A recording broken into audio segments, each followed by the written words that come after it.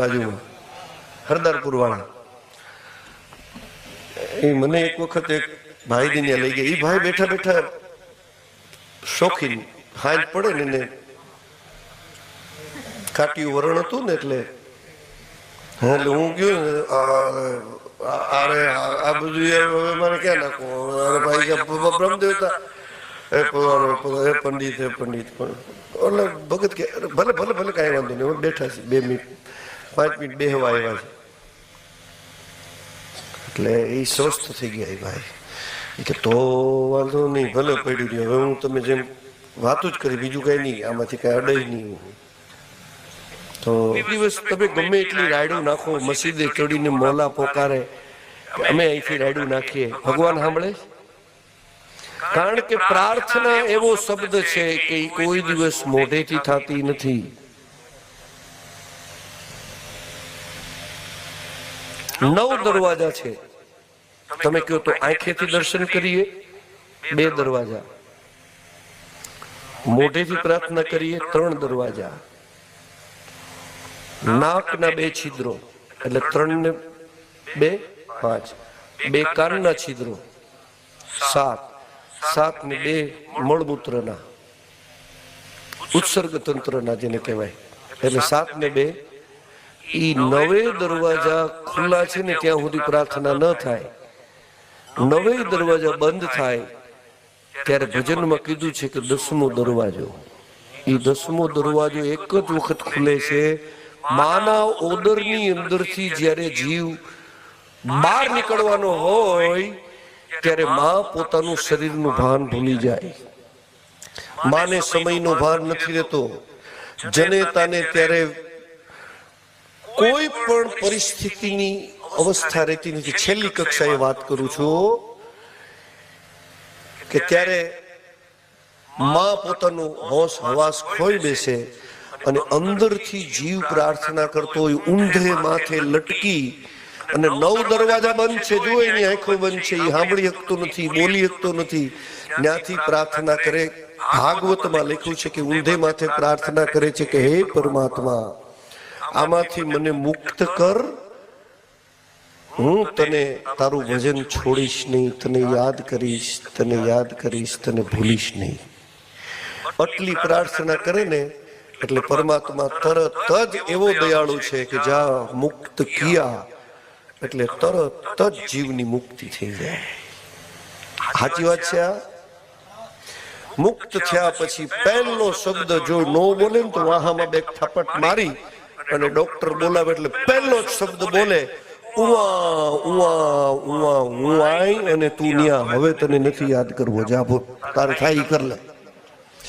આટલી ગદ્દારી છે આપણી, મારી ને તમારી, કે પહેલો શ્વાસ પૃથ્વી ઉપર લીધો ને એટલે આપણે તરત જ એની ગદ્દારી શરૂ કરી દીધી કે જા તને નથી યાદ કરવો, તારું ભજન નથી કરવું, તારે મંદિરે આવવું નથી, તને સંભાળવું નથી. આમાંથી આટલા મંદિરો બને છે ને મિત્રો, તમે અમુક મંદિરની દશા જુઓ ને, મેં જોયેલા છે કે હાંજ સુધી ઓટા ભાંગતા હોય, રામજી મંદિરે કે કૃષ્ણ મંદિરે કે શિવ મંદિરે. હાંજે બરોબર આરતી ટાણું થાય ને એટલે પરબારા હાલો હાલો હવે વાળું ટાણું થઈ ગયું. એટલે આરતી તો કરતો જા. પૂજારી અને મહાદેવ 2 જ હોય, ટકોરી વગાડતો હોય અને મહાદેવ. નાના હતા ને તો આ સંસ્કાર હતા. ઝાલરું નો અંબાતી તો આપણા વડીલો લઈને જતા, તેડીને ડંકા વગાડીએ, ઝાલરું વગાડીએ ને આરતી કરતા. હવે એના મશીન રાખવા પડ્યા છે. કેવો કળિયુગ આવ્યો.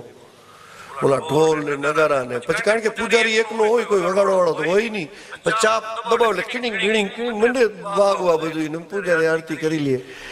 માણસ ભગવાનનું નામ નથી લેતો એટલે એના મશીન નીકળાશે. ચાપ દબાવ એટલે ઓમ નમઃ શિવાય, ઓમ મશીન બોલે. ઠીક છે, સારું છે, તમારી એક સુરતા લાગે છે એનાથી, એમાં 2 મત નહીં, પણ તમે ભજન તો તમારે પોતાએ કરવું પડે. એટલે આ 9 દરવાજા પછી ભાઈના ખુલી ગયા. 10મો દરવાજો થઈ ગયો બંધ, પ્રાર્થનાનો દરવાજો. પછી કોઈ દિવસ, એટલે છે ને પ્રાર્થના છે ને એ મેડિટેશનમાં ઘણા કરતા હોય, 9 દરવાજા બંધ કરી દે, કાંઈ સાંભળે નહીં, વિચાર શૂન્ય થઈ જાય, શ્વાસોશ્વાસ રોકી પ્રાણાયામ કરે. આ બધી કોશિશો છે. તમે જોજો, યોગીઓ, તપસ્વીઓ, સિદ્ધો, મહાપુરુષો, સંતો, સાધુઓ, આ બધા પ્રેક્ટિસ કરે છે કે 9 દરવાજા બંધ કરવા માટે. પ્રાણાયામ શું છે?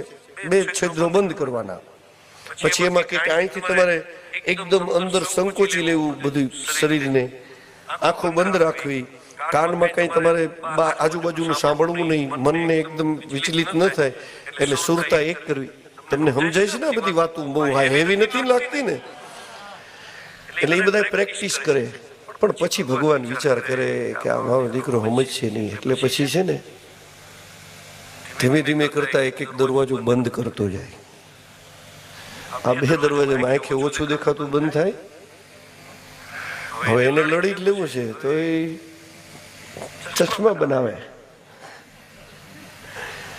આ 2 દરવાજા ધીમે ધીમે બંધ કરે તો એમાં નળિયું ફિટ કરે. ઓલી આવે છે ને, હે, હા, અહીંથી ઓછું થાય તો હવે ઓક્સિજન નીકળું છે, લે ટેસ્ટથી દાંત પાડી નાખે તો ચોકઠા બેહાડે. એને લડી જ લેવું છે. ધોળા વાળ કરે તો એને પોતા મરાવા છે.